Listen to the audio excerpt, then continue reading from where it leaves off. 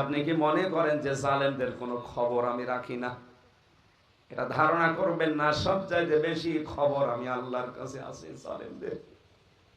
অন্যদিকে যে নজর আছে সবচাইতে বেশি নজর দিকে জালেমের দিকে আমার